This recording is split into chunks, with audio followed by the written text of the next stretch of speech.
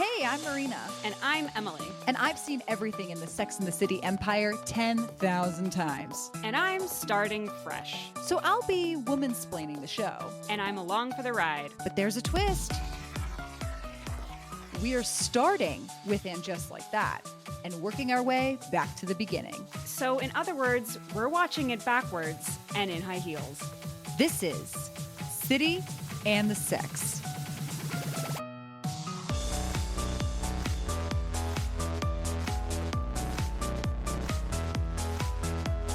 All right, welcome back, everybody, to And Just Like That, Season 2, Episode 10. We're in the two-parter to the end of the season. It's building up. It's ramping up. How are you feeling, Emily? I'm feeling a lot of things. I would actually say I'm feeling excited because something happened to me watching this episode that I have been waiting for. And I'm going to talk about it when we can I jump right into my one word, whatever? Yes. I mean, excited sounds like it, but keep going. Okay. So Carrie, I've already said before I'm not a fan of, but I'm not a fan of her in terms of I find her boring and kind of irritating. You know what I mean? I was just like, oh, I don't think she's funny. I think she's annoying, whatever. Blah. I know people have very strong opinions about her, and I don't think I'd put myself in that camp until we got to this episode. And I feel like it's like when you've been hearing an inside joke all your life and now you're in on the joke. I feel like I've been invited to the party now and I get what you all have been talking about. And I have a lot of thoughts and I'm excited to talk about it. My expression for this is the claws come out. Claws come out. Okay. All right. I'm excited to hear what that moment is for you. And I'm glad you could join the party. I mean, I think it is a truth universally acknowledged that nobody likes Carrie. Okay, yeah. I mean, everyone goes through a journey, I feel like. I feel like when you watch the show and you're younger, you kind of idolize Carrie in a way. The show, not And Just Like That. The show, let me be very clear. Because she's like a cool it girl, you know? You said before that when people say, I'm a Charlotte, they don't want to say that because nobody likes Charlotte, right? What do you react when people will say, I'm a bit of a Carrie? I'm scared. Okay. Fear. Okay. Fear. All right. If someone says that they're a Charlotte, I'm usually like, okay, that's cute. You know, I'm not a Charlotte, but I respect. Somebody says they're a Carrie, I'm like, that's scary. Call 911, run, bad sign. If somebody says they're a Miranda, I'm like, okay, sure. Unoriginal. And then if somebody says they're a Samantha, I'm like, this is the president of our nation. Mm-hmm. This is the person I need to be friends with, you know? Okay, it sounds like Miranda's kind of like the Hufflepuff answer of yeah, okay, so you're just picking the one that's fine. You know what I mean? You're not picking one that's actually a statement. Exactly. And then Samantha is oh, you're making a statement. You're like, no, I'm a Slytherin. Or you're saying something that's more fun. You're doing that. And then Charlotte's kind of like the Ravenclaw, where it's really? You're going to pick Ravenclaw? Okay, well, excuse you. No, I'm sorry. Excuse me. Please, I'm sorry. Who you're talking to. Okay, but Carrie to me is God, I can't believe we're Harry Potterifying this, but we're too deep in now to back out. Carrie is people who think they're a Gryffindor, but they're actually a Slytherin. Yes, exactly. And no one is a Gryffindor. Yeah, no one on this show. No one's a Gryffindor on this show. Maybe Anthony. Well, just give him whatever the fuck he wants. Maybe Steve. Miss Steve. Hell yeah, Steve. Let's give him that. Yeah. Yeah. My one word this episode, I would say mixed bag. There are some things in here that I think are really fun explorations. And then some things in here that I'm like, why? I'm cringing. So this is And Just Like That episode. It's season 2, episode 10. It's called The Last Supper Appetizer. Now, you and I spoke about this because I just need to call this out for America to hear. It makes me so angry that this two-parter. Part 1 is The Last Supper Appetizer. Part 2 is The Last Supper Entree. When we all know dinners come in 3 parts. Mm-hmm. Where the fuck did dessert go just as for dessert? Yeah, exactly. Is the only thing they can do to make this up in our eyes is to make the premiere of the next season the dessert. And it's just the fallout of whatever's going to happen at this dinner. That would be really good. We both know they're not clever enough to do that. It's true. It's true. We'll start with Charlotte first, which is that she's selling a painting to Sam Smith. hot cameo. The Sam Smith, by the way. Literally. The very real Sam Smith. And the other person that's there is Sam Smith's stylist. Oh, okay. And both outfits that they're both wearing were chosen by the stylist. So it's like... Okay, so it's cute, fun. Sam Smith came to eat. You know what I mean? Yeah, and I'm really happy that if you're going to do a cameo on a show like this, I think it kind of has to be something like this where it's like you are in and out, you don't need to like mess around with the plot too much, and then you get complete control over what you wear. Yes, exactly. That's fun. That's just playing dress up. But basically, Rock is calling Charlotte at work to say that they left their notebook at home and somebody needs to run back home and get it. Which I'm just going to say on the onset, this is a particularly triggering plot point for me because my mother, I remember one time I left like a project or something at home and I called my mom and my mom was like, I will pick it up this one time, but I will never pick up something ever again that you leave at home. And it shook the fear of God in me so hard that when Charlotte was like, I run back and forth. I was like to, drop off stuff all the time. I was like, oh, okay.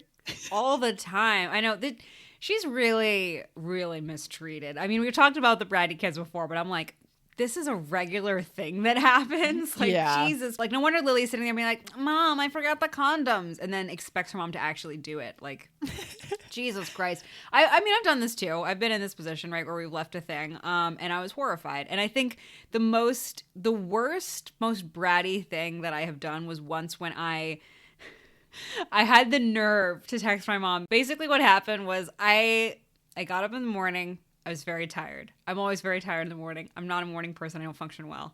I walked out of the house without a bra and went to school. Classic. And was like basically half asleep the entire time and did not realize I did not have a bra until I started to walk up the stairs and was like, oh, that's moving more than it should. And then was like in a panic. And no one really would have cared. I think it was more like I was sort of afraid of like, well, what if a teacher sees that I'm not wearing a bra? It's like it would have been fine, but I think I just became very self-conscious in that moment and texted my mom being like, Mom, I forgot a bra. Can you like drop one off? And Mom, to her credit, was like, absolutely not. You're going to be fine.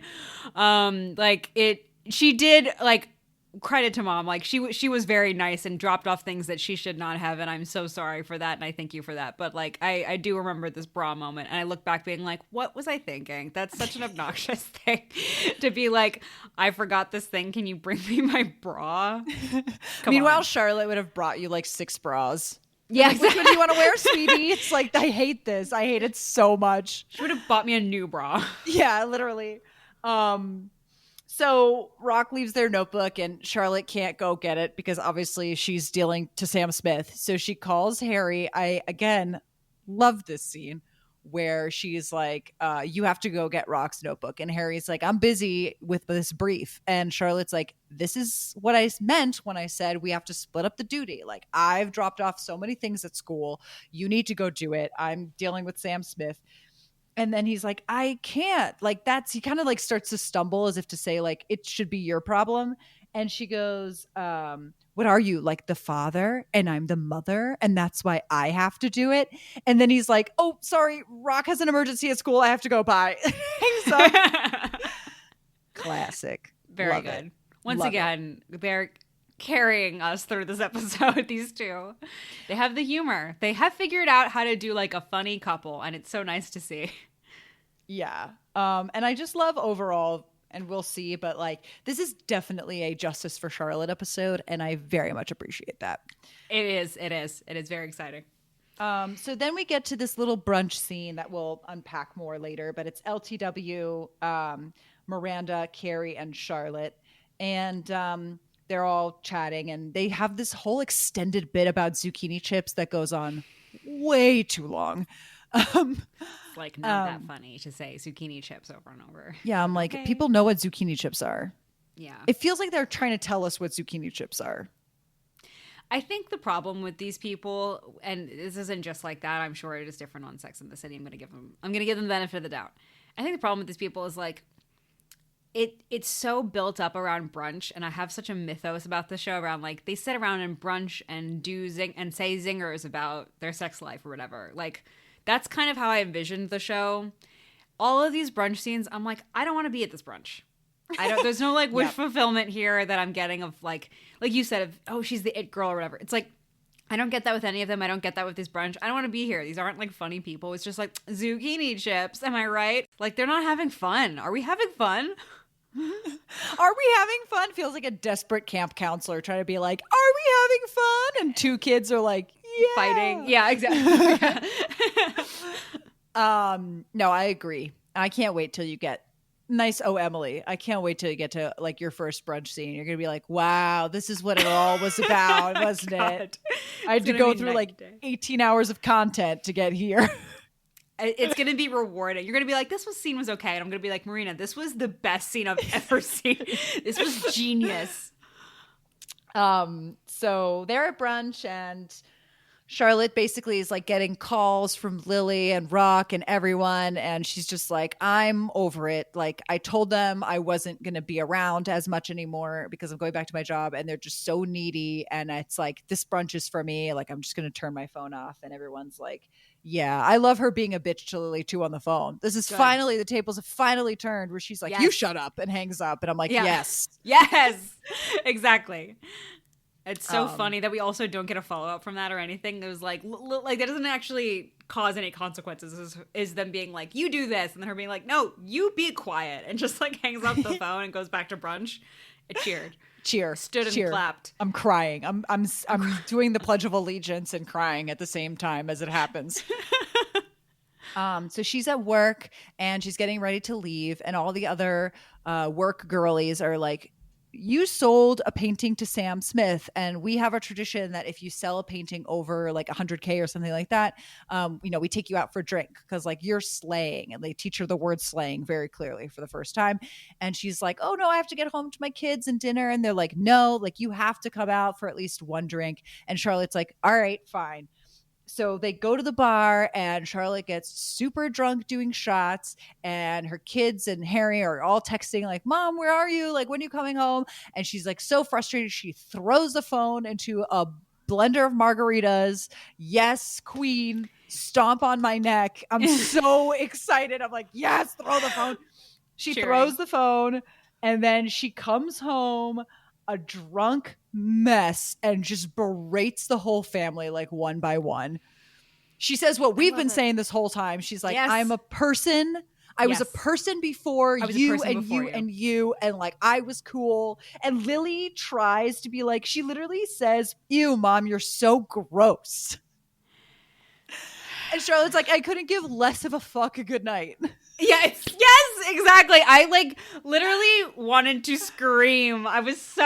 We've been suffering through so much for Charlotte. I was so excited, and God, it was such a good time coming. It like the phone toss moment is very Devil Wears Prada-esque, but like silly. It's like everyone in the bar is cheering and clapping. You know what I mean? That kind of like silly goofiness. And then yes, Lily tries to take her down a peg with that snide, judgmental, bullying comment. Ew, you're so gross. And she is not having it. She's just like, I literally do not care. Goodbye, everyone. Deal with it yourself. And then marches into the room and leaves them all standing there looking like idiots because, like, yeah, you all need Charlotte. I loved it. I was like, more people should tell Lily to shut the fuck up. Also, like, yeah, this was just the culmination of what we've been seeing and saying for a season. Oh my God, thank God. I also like that she lets the dog in. She shuts the door on all of them, but then lets the dog in. Yes, I was going to note that too. It's so cute. It's just so like cute. Door slam, dog goes the door, dog can come in, door slam. It's like, yes. And you hear like a little, hi, baby. And then she shuts the door again. Again, it's like very brief, but it hits, boom, bullseye. Classic. Kiss. Every scene is good. Every scene is great. Lily can die in a hole. We've already said that. Yeah. And that's good. And we're going to bask in that highlight. Oh, 10 out of 10.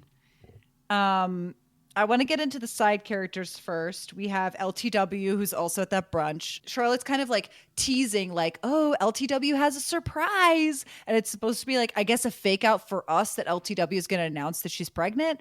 Yeah. But the first surprise is the PBS series. And then the second surprise, we'll get to more in depth later. But basically, Carrie won a raffle at the school to have a dinner hosted by a Michelin chef. And we'll get into that in a minute. But Charlotte and LTW have this very crushing scene after the brunch where LTW does tell Charlotte that she's pregnant and that she's like, I don't know how I ended up here. You know, I thought I was out of Babyville. And Charlotte's like, well, if anyone can do it, like you can do it. And LTW is like, I really can't though. Like even with help, like I can't be doing a series and a campaign and, or, you know, my husband's campaign and be having a newborn like all at the same time. Like it's just too much. And again, it's like, I don't want to see this. It's almost too sad for this show. Like the show's supposed to be a fun romp. And this is just making me so sad because maybe this is again, like my bias coming through, but like I am one of those people that people say to me a lot, like, oh, if anyone can do it, you could do it.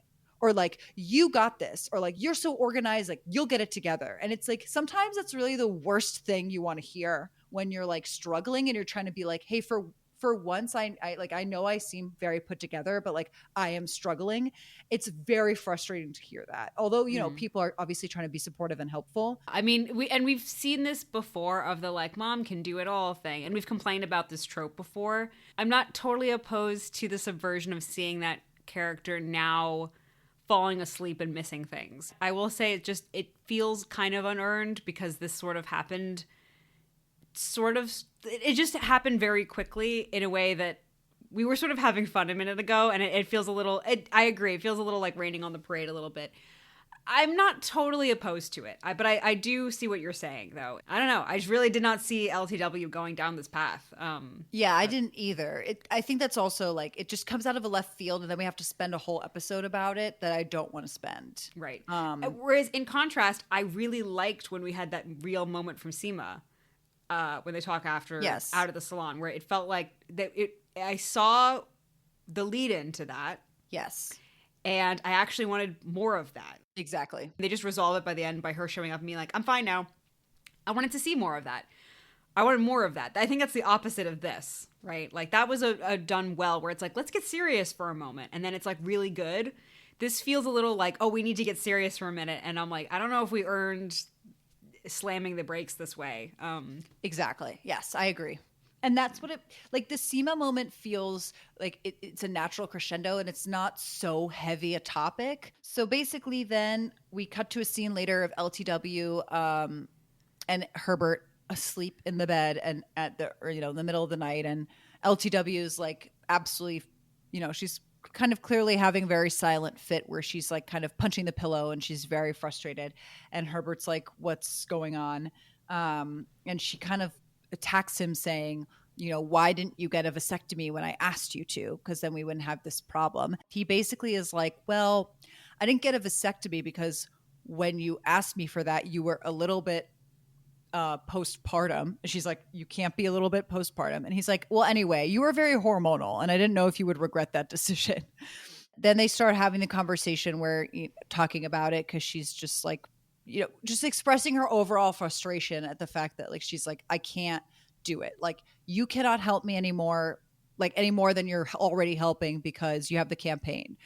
I barely can take care of the 3 kids that we have. You don't help me with the 3 kids that we have. Like, I just feel very trapped. And he kind of gives the same answer that Charlotte gives, where he's like, well, if anyone can do it, you can do it. And she's like, she just absolutely rebukes that answer. And then he starts to go into like, well, should we be having the other conversation? Overall, I think this whole thing was handled pretty well. But later, basically, we find out that LTW had a miscarriage. She wakes him up in the middle of the night and says that she has to go to the hospital and that it's essentially too late. And that's the end of this plot. I feel like I'm going to have to reserve an opinion fully about this until next episode. Like, are they going to drop this entirely, which is a very likely case? Then I'm going to have certain thoughts about it. I think if it has ramifications, then maybe it could go to an interesting place. But if this was all it was, what are we doing? I could see an argument being made by the writers. I don't know if they actually said this on the podcast, but I can see like a writer in this room coming up with this being like, isn't it great to see a pregnancy that is like clearly not wanted? Do you know what I mean? It's not a teen who made a mistake and like, oh no, I'm overwhelmed. This is an older woman who everyone should be like, wow, a miracle. And she doesn't want it. Like, I can see that argument being made, and it's not like I don't think it's valid. I also just think that's kind of an exhausting way to write this show, is to be like, what's the thing we haven't seen before? Isn't this great representation? Let's show it to you for half of an episode and then move on. Yeah, that's to me, what I it's don't not a like. very interesting way to like do television. That's the core, I think, the kernel of this whole journey that I don't like. That upsets me, I think, on like a visceral level. And that's LTW's plot. I'll move on to Anthony and Giuseppe. So they have a plot that is like, I think good, is interesting, but takes a crazy turn at the end that I absolutely hated. So basically, Anthony and Giuseppe, we see them post-sex. And basically, Giuseppe's like, now it's your turn to be the bottom. And Anthony's like, I have, not only do I refuse, but also I've never been a bottom. And then it culminates in this scene, which Michael Patrick King talks about on the podcast as basically being a redo. So Willie Garson, who played Stanford Blatch in the original show, was like a beloved character. He unfortunately passed away at the beginning of season 1 of And Just Like That. And so they kind of like rushed a graceful kind of exit from the screen for him in season 1. When they got to season 2, they were like, okay, well, now we've had more time to think about what to actually do with this character, to actually properly send him off, because we're not like in the throes of grief mid-production trying to put together this thing. So now we're going to take our time and put together a really graceful send-off. And in season 1, what they come up with is that Stanford ran away to Japan to follow his one client, who's this TikTok star. And then we learn in this scene, and Anthony comes over and he's like, what do you want, basically? And Carrie's like, I've heard from Stanford. And he's like, okay. And then Carrie reads this letter saying that Stanford has decided to stay in Japan forever because he's decided to become a Shinto monk. And we see this horrific Photoshop job that looks like Ali Velshi as a Shinto monk. Like, for some reason, like, they're both bald guys with glasses, but like there's something about the glasses where I'm like, is that Ali Velshi? I don't know. And basically that Stanford has left everything to Anthony. And then Anthony's like, wow, like I've been so stuck on basically like being a bottom, but like if Stanford can let anything go, then like I can let anything go and be a bottom. It's like, what? Why? And then they cheers to Stanford, and then Sarah Jessica Parker downs the entire drink in one go. And then the scene is over. I don't want to overuse this word. I think it's overused on the internet. I think we've overused it on this podcast, but it's like, I think this might be, not might be. I think this is the most unhinged thing we've seen so far. Yes, and it is. I'm including all the other like the other thing that maybe had a breakdown in like episode 2. I'm including like Lily, I'm including Che, I'm including all these like things we keep talking about, psychopathic behavior, doing cameos in bed, whatever. No. This is easily, I think, to me, the most unhinged thing I have seen. And this involves not just the characters, but like what's going on behind the scenes. My alternate intro to this episode for the like, what's your beginning word or summary or whatever, was going to be American Horror Story, adult friendships. That's so good. That is this whole show. Right? That is the alternate title for And Just Like That. Right? It is a very terrifying portrait of like, what are the horrifying implications of what friendship could be, I guess is what it's saying.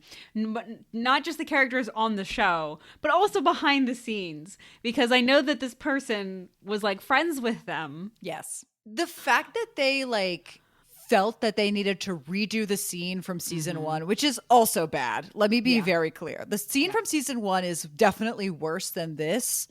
But the fact that then they turn it into this is so, to your word, unhinged. I think that's the best way to describe it because it comes out of nowhere. Mm-hmm. And I guess it's because it's like they're trying to like get this wrapped up before Carrie moves out of the apartment. So they want to do it in the old apartment, but it's just so, so strange. The Shinto monk choice is so, so strange. The only way that you know that it makes sense is by listening to the Writers Podcast. Okay. Wherein Please you enlighten discover that post Sex in the City 2, for those who are new here, was not received well when it came out.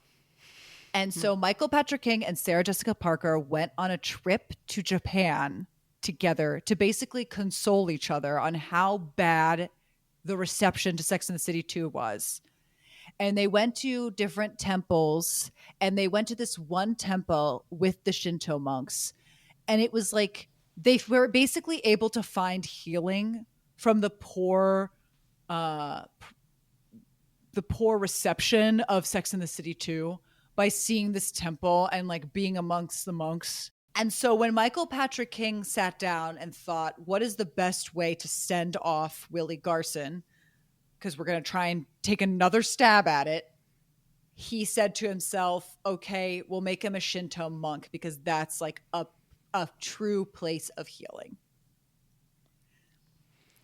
I don't think we need to necessarily analyze this in detail because I think anyone listens is probably sitting there being like, what the fuck? This is horrible. Like, so I don't think I need to explain how horrifying this is. I will say it's funny. I really don't want to discredit anyone's grief or response to grief. I just do think it's funny that the equation here between grief and trauma of losing this person is also going through cancer, right? Like he was suffering at the end, yes. And all these sort of traumatic things we're equating to having a movie that doesn't get received well and being a bottom.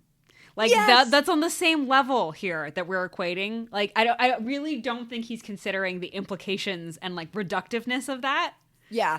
It's like I can get on board with the Shinto monk train. I mean, I feel like it really only makes sense if you know the tidbit that I just said that you could only get from the Writers Podcast. The fact that it ends on the button of Anthony being like, I guess I can bottom now is so strange and weird to me. And I can't speak to their relationship with Willie Garson. Maybe they think that he would find that funny. Like, you know, who knows? Right. I think it's their way of trying to add some levity to this character that they're trying to keep in kind of a spirit of levity. But it doesn't sit right with me. Also, I was just like, oh God. Sorry, if you had said, did he go on the trip with them to No, the Shinto? I don't think so.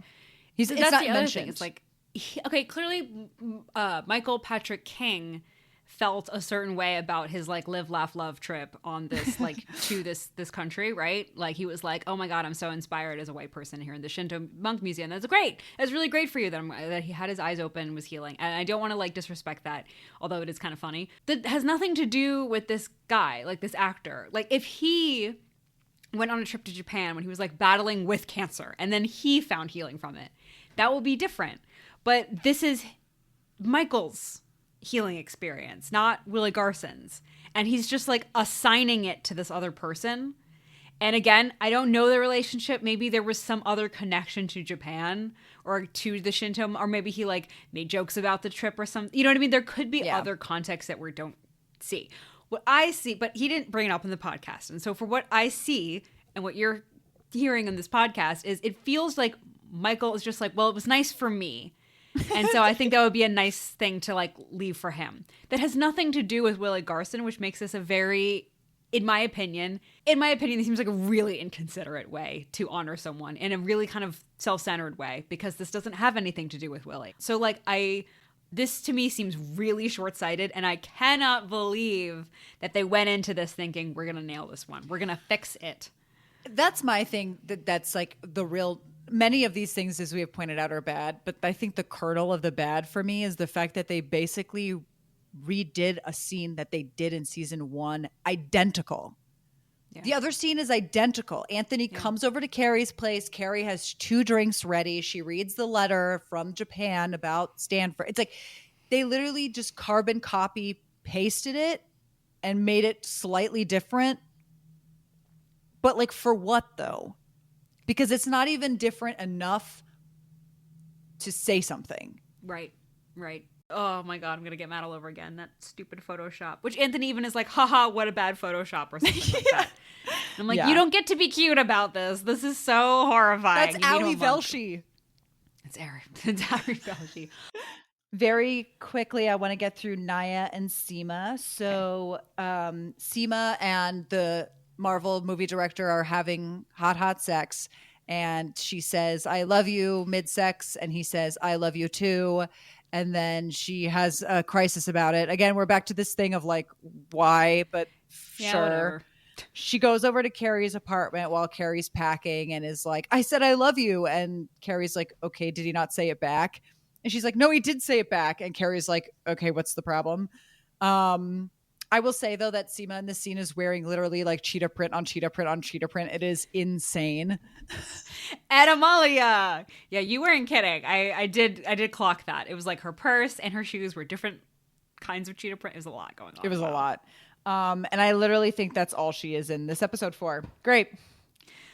Okay, great for her. That's so depressing. All right. And then Naya is in the episode. So Naya is at home, kind of click-clacking away on the computer. And she and Miranda are talking about something that we'll get into in a second. But she gets an invite to a baby shower and there's a link to the registry at the bottom. So Naya and Miranda are just like, what the fuck? Like, why would he invite you to the baby shower of this baby? And then they're like, take a look at the registry. And then they talk about the registry. And then Naya's like, you know what? Basically, as a fuck you to them, I'm going to buy the most expensive thing at the registry and just like give them the middle finger. And it's crazy. But first of all, this is like something that one of the writers actually did in real life. I just think it is something that is like a mania that somebody would do. Okay. Yeah. No, I buy that. Like here in my non-hysterical state, I'd be like, what the heck? That's absolutely not what you should. I don't see this as like a getcha. I don't see this as like a good. They're just sitting there being like, oh, wow, someone bought my $1,000 baby carriage. That's funny. And that's the only Naya scene in this whole episode. That's it? Oh, God. Yeah, I can't wait to see Andre in season 1 just tear him apart. What an absolute asshole. I mean, it's like. What a monster. It's such a like. Already the posting the picture of the girlfriend, like on Instagram is already such a like depraved high schooler thing to do.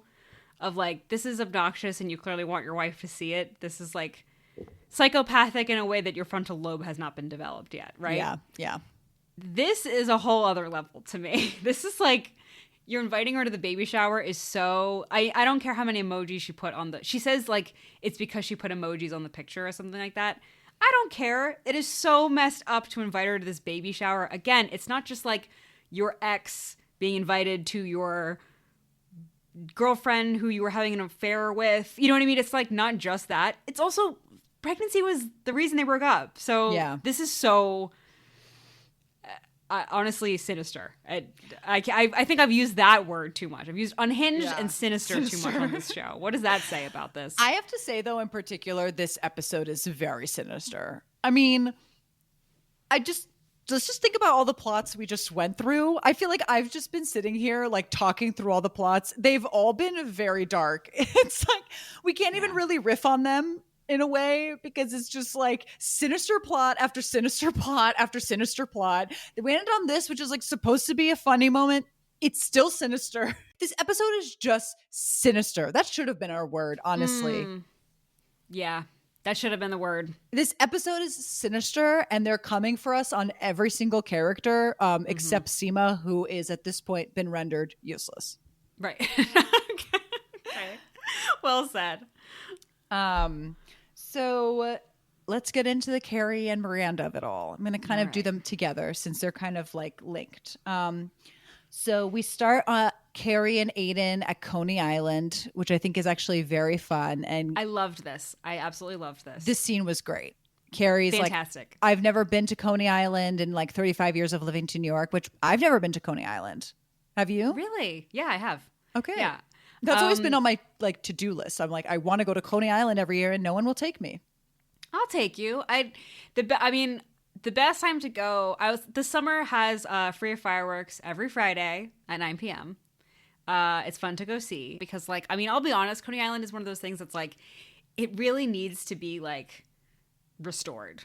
Do you know what I mean? I think it's been like very neglected. And so also going there is a little bit unnerving. Like it's really calling for like a restorative campaign or whatever. If I were comptroller. That's what Herbert should make his right. I'll save Coney Island. Exactly. Because like it's a shame that we had this boardwalk and beach and stuff like that. It's a little, it's not like nice. You know, it's become a little decrepit, and I think that's a shame. It needs a little help. Well, the way they film it, it looks like so shiny and fun. Yeah, I know. Yeah, no, it does look very nice. And like Steve is part of the revitalization campaign. He's got his shop. He was forward on Brooklyn in the show, and now he's forward on the revitalization of Coney Island. We love this man. Yes, we do love Steve. I just adore him. I've only seen a few scenes of this guy, and I cannot get enough of him. I'm fully on the Steve train. It's just how easily he wins people over. You know what I mean? He's just so delightful. First of all, let me back up and say that this was an idea from the actor. Oh, okay. To like open the shop. To have this shop. He went to Michael Patrick King and was like, I've been thinking. And he like, apparently Michael Patrick King was saying he like never gives, kind of feedback to the writers about like what they should or shouldn't do. But he came to Michael Patrick King, was like, I've been thinking that like maybe he opens this like hot dog and clams shop like on the water. And like he like explained basically the mini speech that he gives to Carrie, which is so wonderful about him going into like, he was struggling and he came to the beach and he looked out at the water. And there was just something about it that was just so healing. And then he turned around and he saw the closed hot dog and clam shop and was like, that's what I'm going to do. That's like such a beautiful way. The way he performs telling that story feels so ingrained. And I think it's just such a lovely choice. And it's so obvious that it's a lovely choice because of the actor and not that anything that the writer's room came up with. You're so right. You've nailed that is exactly what it is. Oh, I can't believe it didn't occur to me while watching it. And like I didn't have this realization of course this came from the actor. I should have immediately been on that like number one. Like this is too sweet and too caring. This is too caring and gentle and empathetic to have come from these writers. I'm so happy for him. I'm glad they did that to him. I can tell he doesn't give feedback, okay? He's very poorly treated in a lot of these things. Even when they think they're helping, I really don't think they are. No. So he needed to step in and be like, no, this is how this is going to go down. Because it's a fantastic idea. It's so fitting. And you can tell that the actors, like he as an actor, gets it. Like he gets this character. He's been with him for a long time, right? He gets it. I've only seen a couple scenes. And immediately when we showed up and he's like, I got this crab shack. I was like, that's freaking perfect. Of course he does. Look how happy he is. Yeah, I know. So he's out of it. He's off living his life. I'm happy for him. Absolutely lovely. And then Brady shows up and it's like Carrie and Aiden and Brady and Steve. And it's shot beautifully. It's glowing. Like the boardwalk is glowing. If listeners are like, why are they gushing about this scene? I'm sorry. It's just like, it's not even just that we're happy about Steve. I gotta say the interactions between all of them I felt like I was watching this lovely little vignette of like the way they react to Brady rolling up and Carrie's familiarity with him of like, oh, hey there, how's it going? And then like Aiden and Steve are on great terms. They're like cracking beers, whatever. So there's something so familiar of all of them with each other and so like warm and nice to see. Like that, glowing is exactly what it feels like of like, look at this beautiful little vignette that I would like to just like keep this show contained in. Yeah. We're gushing about it because we have to deal with so much other garbage. Yeah. That when this happens, it's very exciting. Garbage. Then we have a little bit of setup here. Miranda's at work. Her pregnant boss is back. I think that's literally all we learn from that scene. Oh, and they're going to go to the UN to meet this woman from the BBC. So just some plot that's being set up there. We get to that brunch scene and Miranda talks about how excited she is to go to the UN to like connect with this BBC woman. Then she and Carrie walk and talk and Carrie kind of says like, oh, I saw Steve. He's got the new shop and I'm going to go see Che's comedy. And Miranda's basically like, you're taking a tour of my exes. Like, how do you know more about my exes than I do? And it's kind of like beating on this plot that we talked about before of, Miranda very much spurns her exes when she's done with them. And Carrie trying to suggest like, maybe you should be a little bit more invested in their lives. We learn that Carrie has sold Lisette, her apartment to Lisette for like a crazy low number because she wanted a single girl. I mean, it's a very clear, like, it's like what we talked about in episode 9, where it's like, duh, but now we have to have a whole extra scene about it for no reason. And she is also convinced to adopt the cat, and the cat is so damn cute in the little shoebox. Oh my God. It's so good. Just so cute. Then we see Miranda at the UN with the BBC lady. I do love that Miranda's like talking about like, oh, like I have a son. And then she's like, oh, do you have children, to the BBC woman? And the BBC woman's like, oh, I have 2 Italian greyhounds and they're terrible.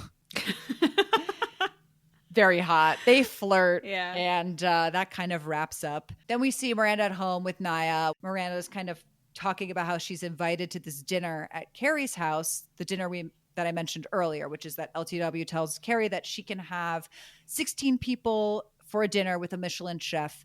And so Carrie decides, oh, I'll do it in my apartment as like a last send off to the apartment. So it'll be like a nice final dinner with all my closest friends. Carrie invites Che to the dinner, but not Steve. And it's like, you've been longer friends with Steve. Wait, no, yes, she does. He is not at the dinner. No. Why? What? Yeah. Wait, I thought Carrie was inviting both of her exes. And again, like Steve, I'd understand because they're friends. No, she invites Che and not Steve.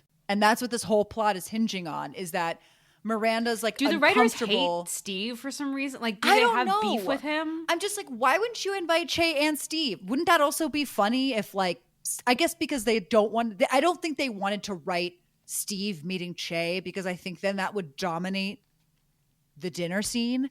Yeah. And then they have to invite Che, I guess, for the dramatic tension. But it's so irritating because Steve has been your friend. And she even says that to Miranda. She's like, Steve's been my friend for a while. Like, that's why I went to go visit him at Coney Island. Like, I'm not going to stop being friends with these people just because you've broken up with them. And yet for some reason, it's like Che replaces Steve, though, as like the forefront of these offenses of Miranda ignoring her exes. And it's maddening. It's so maddening for so many levels. Oh my God. I think you're exactly right that they were playing this chess in their head of like, we want the conflict to be Che and Miranda, and we can't make the conflict Che and Steve. Yeah. So Steve has to go. Whereas I would like to posit, what if we didn't do this drama with Che and Miranda? What if we didn't? What if that was not the tension? There is no reason for Che to be at this dinner, so it makes Carrie look like a goddamn psychopath. Well, she and Che are best friends. Aren't you aware? Wake up. No, I hate this. I hate this so much. I hate it so much. I want to plow through to that end scene when Carrie basically forces her to go to the dinner, but my God. Miranda basically has a crisis about like, oh, Che is coming to this dinner. Like, I don't know if I can do it. Then we get that horrific scene between Anthony and Carrie about the Shinto monk, rest in peace. Then about the Shinto monk, we see Carrie and Aiden in line for Che's comedy show, and they have a little cute back and forth about Aiden being country lurch because he got made fun of at another comedy show. Fine.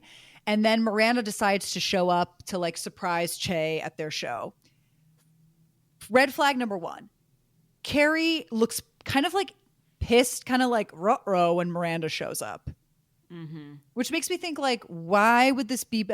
There's nothing to tell you that Che's set is all about what it's about in a second.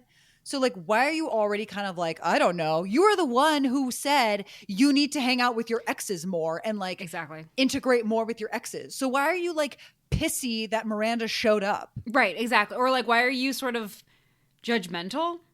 Is that the reaction? I don't know why she reacts looking like, oh, hi, like kind of annoyed. Yeah. I don't know what like was going on. Exactly. Yeah. Yes. It's so weird. Strange. Already off to a bad start with Carrie. You wanted this. Yeah. Then they go to the show and, you know, Che's like working on their material and Toby's like, you're going to do great. Like, you know, gives them encouragement. Che goes up on stage and delivers, I think, one of the meanest stand-up pieces I've ever seen about a person. Like, we say all the time, Che's mean-spirited, mean-spirited, mean-spirited. How in any way am I supposed to come out of this scene pro Che in any way, shape, or form?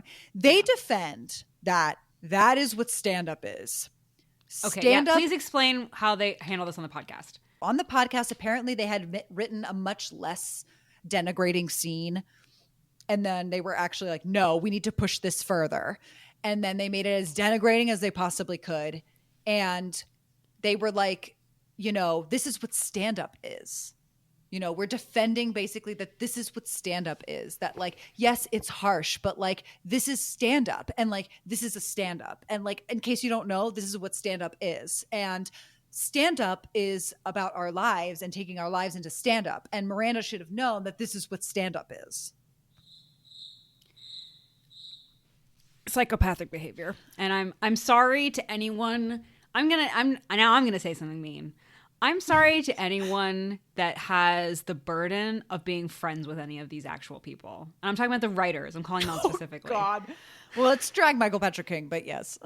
Yeah, okay, Michael Patrick King. I'm sorry to his friends. I'm sorry that they have to put up with him. Because if that's how he thinks, I cannot imagine he treats his friends with an ounce of respect or civility. Listen, I think if anything, maybe there's shades of Che that like Michael sees in themselves, and he wants to defend this because like he thinks that this is what the scene is and what it's like, and it's not.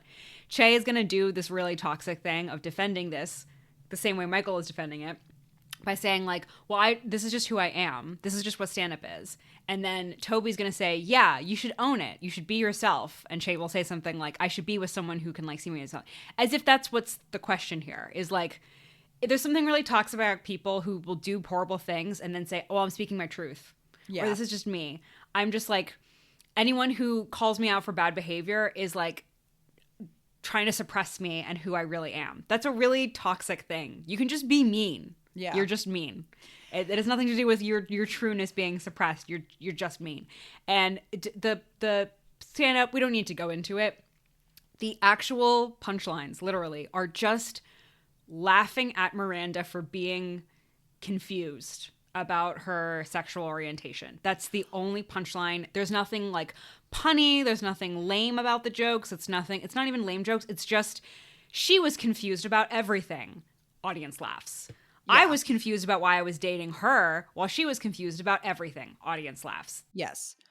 Which is kind of crazy to me, given that like Che's previous special is all about like, you know, giving room for people who are outside of the binary, like, you know, understanding that sexuality is like changing and growing, and like be yourself was like the last Che that we've seen, I guess, or the public has seen. And then to come out and then basically just directly shame this woman for not knowing what she was about is so crazy and so mean. Yeah. That line was so upsetting. I did want to point out one scene that I missed before with Che is, you know, when they meet up with, when Toby, you know, gives them the boxes and they're like chatting about doing their special earlier with Judy. Judy mentions like, oh, you know, I'll always support your stand-up even when you're at the Tropicabana or whatever casino. Mm-hmm. And then later, I'm so confused about this scene that happens later where Che is like reviewing their old material. So like Che reviews their stand-up special from their comedy concert from season 1. And then where, you know, they're talking about like what it means to be a non-binary person. And then they review their footage from the Tropicana where they were kind of at that time still presenting as a woman. And the jokes are very like woman, I would say, centered. You know, they talk about like, oh, I went on a date and I couldn't eat, so I'm starving. This kind of like cheap humor about what it is to be a woman, right? Mm-hmm. And they look at this footage and then come to the conclusion that they should shit on Miranda. And it's so confusing. I don't understand what the writing is trying to communicate to me. Yeah. First, I want to point out too that Che is wearing a jacket that Kendall Roy wears in the last season of Succession, which I feel is fitting. Okay. The red jacket with like the green tigers on it that they wear for this show is also in Succession. And someone pointed that out on Twitter. I'm not the first person to come up with that. It is accurate. That's very funny. Okay. But later, Miranda basically runs out. And as Miranda runs out, Che sees her run out and chases after her. And Miranda's like, that was not funny. That was very mean. And Che, like, very nonchalant, like, that's stand up, barf. And then Miranda's like, how about you joke about how you were a mess for 8 months and basically I had to carry you. And Che was like, I was going to get to that. And on the writers' podcast, they defend that like Che probably was going to get to that. But that doesn't make it even because I didn't get to see it. Also, even if they did, that does not excuse what just happened. You know what I mean? You don't get to sort of balance it out by also being self-deprecating. If anything, that's the rule I've learned of comedy, is that comedians or people in comedy can be exceptionally mean as long as they also do it in a self-deprecating way. Right. Or that you're the joke. Right. As opposed to you just lambasting another person. Right. I just don't buy that as an excuse, even if we did see that, which, to your point, we also did not. We only saw this. And they even say something like, I didn't think you'd be there. And I think the writers think that that's a valid excuse. I'm going to say something real for a second. Like, I have been in a situation where I have seen someone make fun of me in their stand-up set. And it was like in a not too nice way. This was a guy who had feelings for me and I did not return them. And the joke was not necessarily about that. It was just about me. But I could tell that this person was enjoying getting a little power back by being like, okay, I'm going to pull this person down a couple pegs. Like, I've been the Miranda in this situation, clearly not this vicious, but being like, okay, this person is using stand-up as the shield of like, it's just a funny thing.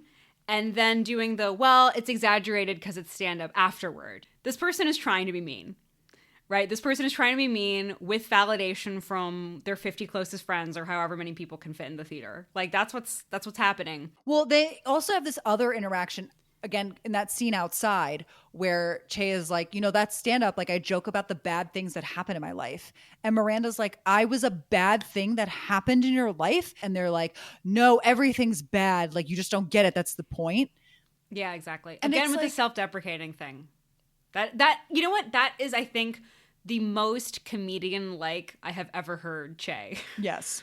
Is to roll into the self-deprecation as like a shield. I just don't understand how the writers think I'm ever going to be on Che's side after this, because regardless about their philosophy of stand-up, which has not been implemented well at all in this entire season. So even as a viewer coming in, I'm not getting that. Like, you and I are maybe able to discuss that because, I've done stand-up or characters that are based on people in my life that people have interpreted as being mean that I have then reevaluated. They purposely wrote this scene to be as vicious as possible. And especially in, this journey of Miranda trying to discover herself, also separately, a beloved character that we all love and care about. It is wild to me that they think we would ever give a shit about Che after this. No, yeah, it's so true. You can't say it better than that. It just is so out of touch. All of them are just completely out of touch. They don't understand the criticisms of the show, of this character. It's clear to me that the writers really thought, this is an unfortunate thing that's happened. Yes. But I guess they'll go their separate ways. And Che found someone that's a better fit. And then that's a shame, but that's how this happens. That's not a shame. I think it's so weird. First of all, Toby comes in and says something to the effect of or maybe Che says it first, where they're like, I guess you can guess who that is. And Toby's like, your crazy ex, obviously. Yeah. Which is just gross. No. And I'm not a fan of. And then Che is kind of like, well, I'm tired performing, whether I'm trying, whether I'm trying to perform as a woman, whether I'm trying to perform as a non-binary person. I'm tired of like trying to perform and like give the people what they want, basically. And Toby's like, no, you shouldn't have to do that. You should be free. And then they walk off into the sunset. And it's like, in no way was any of these things about any of these things. No, exactly. Exactly. The character of Che Diaz has completely missed the point, and the writers have completely missed the point because they clearly are siding with Che here. What they fail to forget is that I didn't like this character to begin with. So you've given me 2 inches to care and immediately taken it away. I'm done. And given them like their biggest villain moment ever. And then, second to that, the fact that Carrie is there and doesn't say anything. Oh, we're going to get to that. Granted, that is her nature. Somebody posted, I think I saw it on, must have been Twitter or something, that was like, if Samantha was there, Samantha would have stood up and been like, how dare you? And would have pulled Miranda out and been like, you don't need that person in your life, which I think is actually very true. And again, I think it illuminates what a missing, like not even one wheel of the 4-wheeled cart, like 2 wheels of the 4-wheeled cart that we're missing in Kim Cattrall as Samantha. Because I do think that's what have happened, and that would have made me feel better about the interaction, as opposed to it really ended on this weird note that made me feel like the writers think Miranda's crazy, which is strange. Carrie says nothing, and then Miranda calls the next day or whatever and is like, I don't want to come to the dinner. Like, I have no interest in seeing Che, obviously. Carrie's like, no, you have to come. So fucked. Because I need all my friends there. And it's like, again, going back to my earlier point, well, why isn't Steve there? Why are you defending Che so hard? What do you get from Che? You don't get anything. You don't even get the fucking apartment anymore. You cannot force this character on us. We don't want this character. We don't understand why Carrie likes this person, let alone values them at the same level as Miranda. And even if you did, you got to pick a side here. Like, okay, yeah, Che kind of fucked up, and you know what? They don't get to come to my party anymore. I honestly don't know why Che does not remove themselves from the party. Because they're an absolute asshole. Why is Che not calling Carrie being like, you know, maybe I just shouldn't come. Like, I don't want to deal with all the Miranda stuff. I would at least buy that. It's like, why are we all like, it makes me so angry that Carrie's like, no, you're my friend and you have to come, and these people are my friends, and you all are on the same plane. Yeah. And Steve's not coming. Also, Steve's not coming. It's so mean. And then when Miranda pushes back, Carrie then makes it about Steve and guilts her for not going to Steve's shop yet. Yes. Which it's is like, also and she weird. goes, that's what this is about. No, Carrie, that's not what this is about. I called you to talk about Che. Yeah. Why are you making this? Why have a guilt session about visiting my ex-husband's crab shack? I called you to talk about Che and the dinner. I feel like they're trying to say something. What they're trying to say, I do not know. Okay. But I think what people have universally interpreted is that nobody likes Che. This did not read well. And Carrie sucks. This is a classic example of Carrie sucking as a friend. Yeah, she sucks. American Horror Story adult friendship. American Horror Story. Yeah, it's upsetting. Again, I don't know what they think they're trying to communicate here. And I think that whatever they were, it's such a misstep because, I mean, we all knew that Carrie was a bad friend. That will come up many more times in the future. But it's just, especially in this dark ass episode where dark things keep happening, it's like, what a misread on the whole season. Well, to wrap it up, Carrie and Aiden are at the hotel, and for the last night before Carrie moves into the new apartment.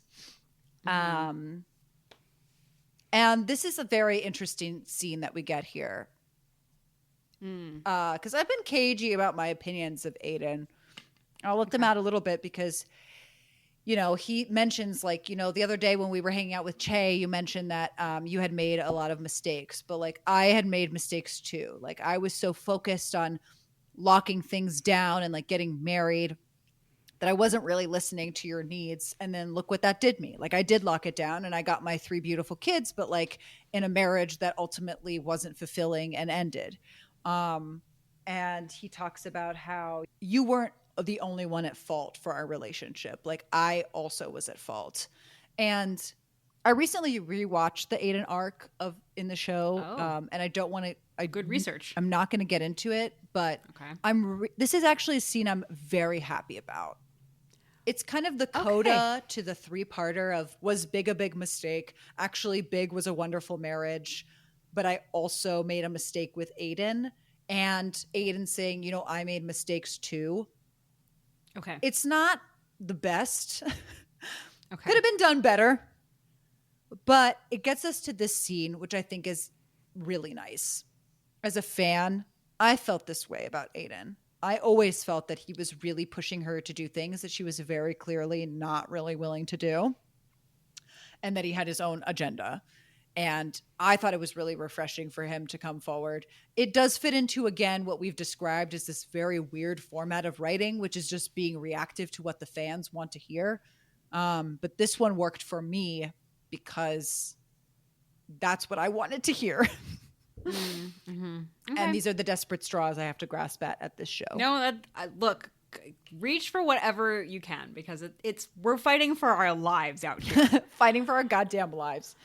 So then Aiden gets a call that Wyatt had an accident and he broke his collarbone. So he books it out of there to go see his son. And then we see Carrie at the new place. And then Carrie gets a call from Aiden, and Aiden is in the parking lot of the hospital, and he discovers that the accident was actually much worse, that Wyatt got in a fight with his mom and then had a couple beers and then decided to drive and hit a tree on the way to the mom's house, and he broke many parts of his body and is not doing great. And apparently he did that because he wanted to sleep. He wanted to be with his dad and like sleep at his dad's house. And basically it ends with, you know, Aiden kind of sobbing over this and saying, you know, I should have been there. Like I should have been there. I should have been there for my son. And Carrie is trying to be like, you know, wounds heal, like breaks heal, like, you know, it's going to be okay. And Aiden is just absolutely hysterical, as one would be if that's what happened to your son. And just like that, by the way, at the end of the episode was, and just like that, for the first time I was worried. Yes. What do you think that's about? Their relationship. Okay. Like she's worried that the relationship is not going to work? Yes. Okay. Why, you thought she'd never been worried before in her life?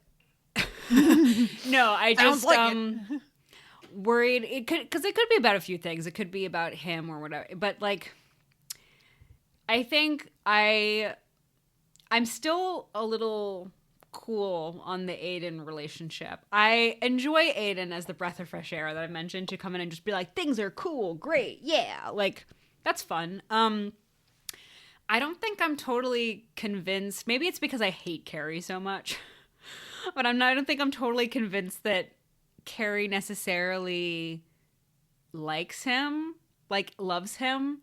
I kind of feel like she just loves being in a relationship and she loves having a boyfriend. I don't know how much she actually cares about this person. I will say there is something about him that feels very Ken this time around. That feels very like accessory. Okay. Like she likes like the fact that they're having fun finally, because there is something nice about like they used to really have fun when they were dating in the show. And then these very serious things came and kind of ended it. And this is like another example of that, of like they were having so much fun just like being dating. And that's why they're able to be like, why didn't this work out the first time? Like we have so much chemistry and it's so fun. And then serious things happen. And then Carrie's basically like, oh, I don't want to deal with serious things. Right, exactly. I think that's exactly where I was leading to this, where I'm like, she doesn't seem like a person who's able to like handle problems. Yeah. Like, I was talking about this with a friend the other day where we're talking about like adult problems and this kind of like wishy-washy advice you hear sometimes of like, relationships shouldn't be that hard. And it's like, I feel like that only works for people who are like fighting a lot or like really working, whatever. It's like, that's what that advice is like for. It's not for like, there should be no problems ever, which I think the internet has like interpreted that to mean is like, there should never ever be an adult problem. And so you get these people who are like, their hardest thing is, oh, we had to do distance sometimes. And it's so hard. That's not like an actual adult problem, though. And I'm like, I'm happy for those couples out there that have never had an adult problem and they get to be like, relationships shouldn't be hard. But like, unfortunately, other people do have adult problems. And Carrie's immediately like, uh-oh.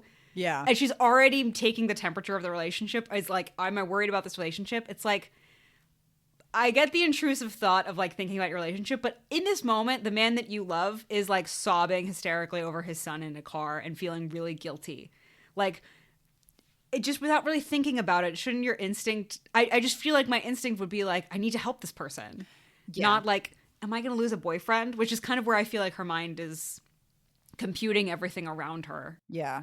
Overall, for me, with this episode, I feel like they've made a lot of dark choices going into the finale because they want to create a lot of dramatic tension. And in a way, they've created too much dramatic tension.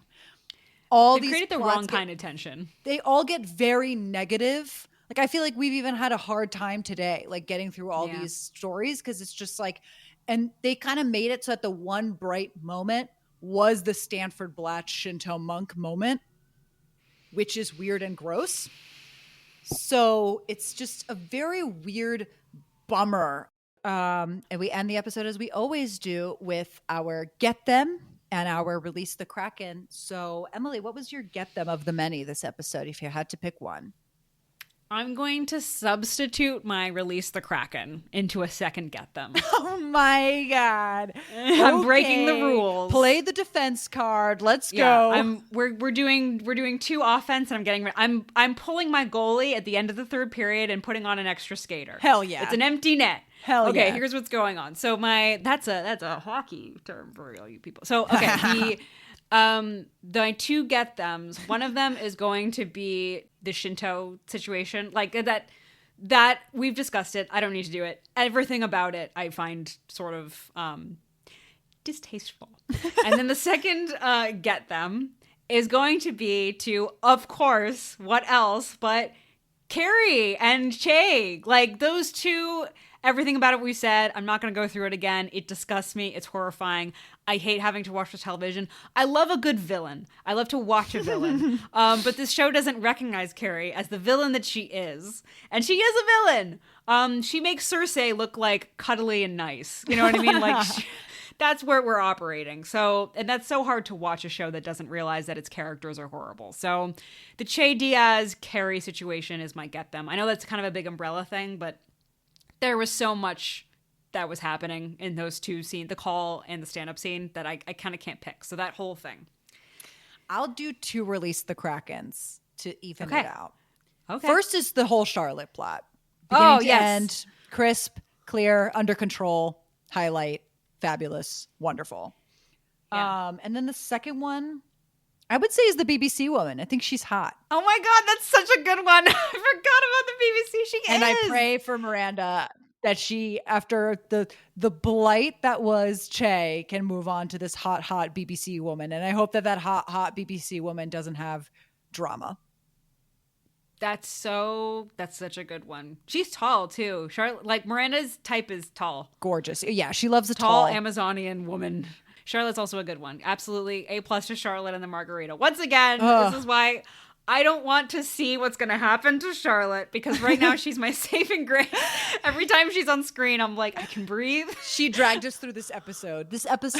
What a bummer. I just want to, I feel like I need to apologize. Like, I feel like this podcast wasn't as, sparky and as funny and cute as it normally is, because this episode was an absolute BUMMER. I'm depressed talking about it. It was... I wasn't even depressed watching it, but going through the bullets with you, I was like, this episode is depressing. It is not good. For those of you watching at home, just fast forward. Go right to the finale, which is also bad, but bad in the way that we all come to know and love. Okay. So I will see you there. But this has been And Just Like That Season 2, Episode 10. Emily, I pray for you. I pray for me. Thank you for listening. Give us a follow. Give us a like. Give us a 5 stars. High five me in the street. And we'll see you next time. Bye-bye.